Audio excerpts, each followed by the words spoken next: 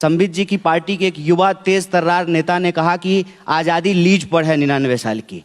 तो ये ना आज़ादी को मानते हैं ना देश के संविधान को मानते हैं। तो कोई भी राष्ट्र जिस नियम कानून से चलेगा उसकी जो पुस्तिका है वो इस देश का संविधान है। और इस देश का संविधान कहता है कि इस देश में रहने वाले तमाम जाति और धर्म के लोग इस देश के नागरिक हैं। हमारा मानना है कि राष्ट्र का नाम लेकर के ये अपना व्यक्तिगत जेब भरते हैं। कैसे?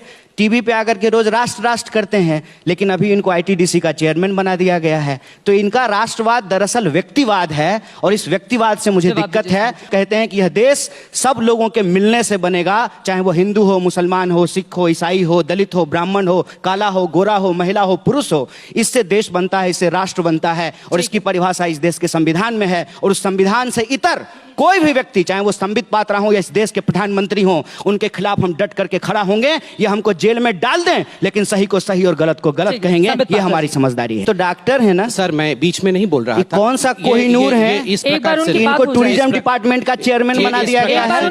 पैरासीटामोल के बारे में इनको बताना चाहिए।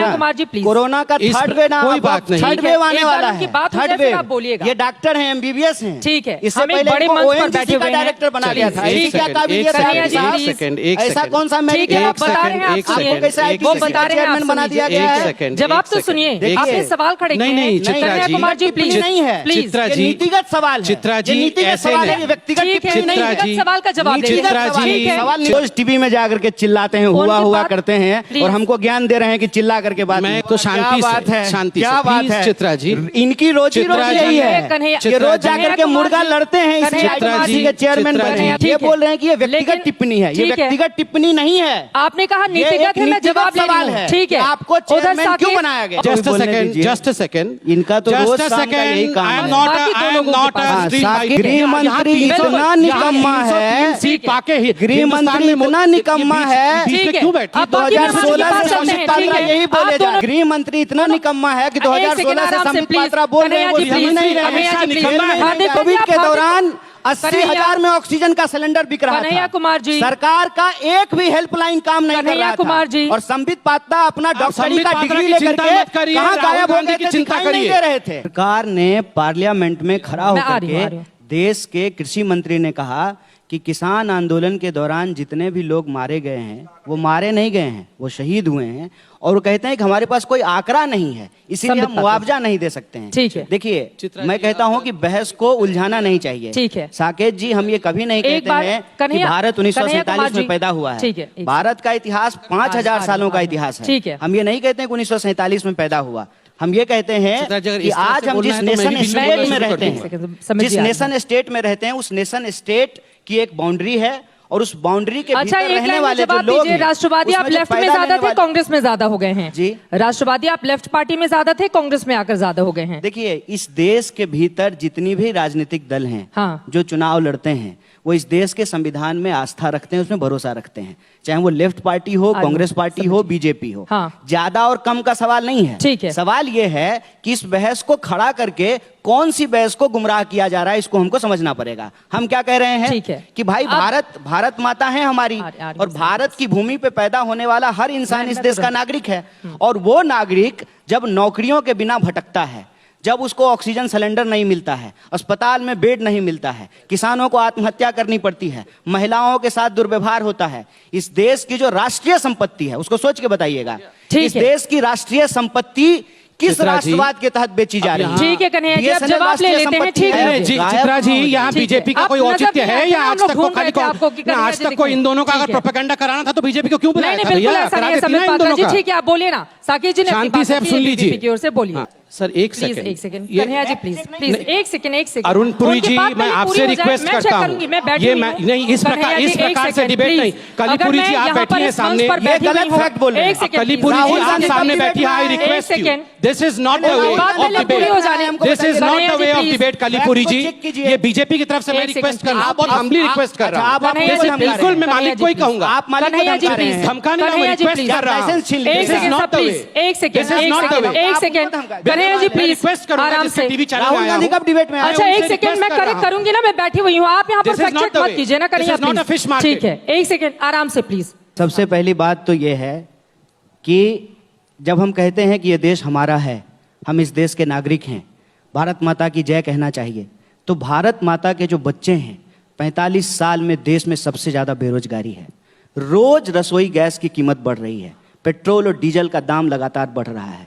आप देख लीजिए, आप अखबार पलटेंगे, दिन गुजरेगा और कोई ना कोई नया सरकारी संस्थान बेच दिया जाता है। जब सरकारी संस्थान बेचे जाते हैं तो बेरोजगारी में इजाफा होता है। हम निजीकरण के खिलाफ नहीं हैं।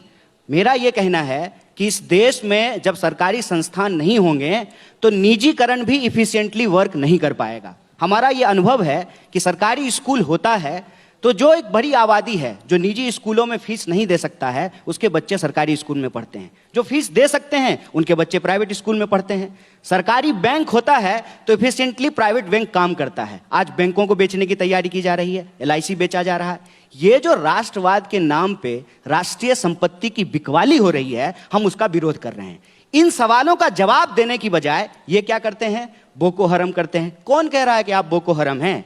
आप RSS हैं महाराज, आपको कोई बोको हरम नहीं कर रहा है। आप RSS हैं और RSS ने 1942 के भारत छोड़ो आंदोलन में क्यों संपत जी, मैं ठीक कह रहा हूं ना, भारत छोड़ो आंदोलन में हिस्सा नहीं ली थी।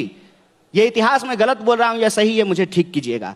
और RSS ने कभी भी इस देश के तिरंगे झंडे को स्वीकार नहीं किया। उसने कहा कि हमारा धर्म हमें इस बात की इजाजत नहीं देता है कि 3 रंग होने चाहिए झंडा में। बोलिए हम गलत बोल रहे हैं कि सही? हम कहते हैं कि यह देश बार बार, जो साकेत ने कहा कि हम बिल्कुल ये नहीं कह रहे हैं कि भारत 1947 में पैदा हुआ है। 5000 साल का इतिहास है और इस भूभाग पे पैदा होने वाला हर इंसान, चाहे उसकी पूजा पद्धति कुछ भी हो, चाहे उसकी मान्यता और आस्था कुछ भी हो, वो इस देश का नागरिक है और नागरिकों को बराबरी का हक दिया गया है। ये टुकड़ा पे पलते हैं, हम एक बार भी नहीं बोले हैं। हाँ। ये टुकड़ा पे पलते हैं और ये बात मैं पूरे दावे के साथ कह रहा हूं कि है इनको हिम्मत तो पूछें अपने गृह मंत्री से, निकम्मा है क्या, क्यों कोई कार्रवाई नहीं हो रही? वो आपके गृह मंत्री सुनिए, मैं वो आपके गृह मंत्री नहीं है। अब मैं गृह मंत्री पे आता हूं। अपने गृह मंत्री से, देश में एक गृह मंत्री गुंडा की भाषा बोलता है, किसानों को सबक सिखाने की बात करता है, उसका बेटा किसानों के ऊपर जीप चढ़ा देता है और उसके बाद इनके मुंह से एक शब्द नहीं निकलता है। ये कहते हैं कि किसानों के शहादत का दुख है मुझे। आपको दुख था तो आप गए क्या? आप गए किसान के उन परिवारों के पास जिन किसानों की हत्या कर दी गई। आप बात को घुमाइए नहीं, सवाल है जो मुद्दा है उसका सही जवाब दीजिए। देखिए क्या है ना कि इसीलिए इनका इलाज, इनका दवाई है मेरे पास संबित पात्रा का। तुरंत बच्चा ऐसा रोने लगे, कलीपुरी जी कलीपुरी। तो मेरा दे रहे हैं अच्छा दे रहे हैं, दे रहे हैं आपको, देते हैं, सुइया देते हैं, रुकिए सुइया देते हैं। पहला सवाल, आज संबित पात्रा ने अपने बरबोलेपन में देश की जनता को बता दिया कि अगर आप महंगाई से परेशान हैं, अगर आप बेरोजगारी से परेशान हैं, किसान को आत्महत्या करनी पड़ रही है, इस देश में सरकारी संस्थान बेचे जा रहे हैं, कर्मचारियों की नौकरी छीनी जा रही है, इसका एक इलाज है कि भाजपा को चुनाव में हरा दीजिए। क्योंकि इनका जवाब क्या था? इन सारे सवालों का जवाब ये था कि अगर महंगाई है, बेरोजगारी है तो हमको लोग वोट क्यों दे रहा है और हम जीत क्यों रहे हैं। हाय हाय, रावण का घमंड टूट गया था, आपका भी टूटेगा, चिंता मत कीजिए।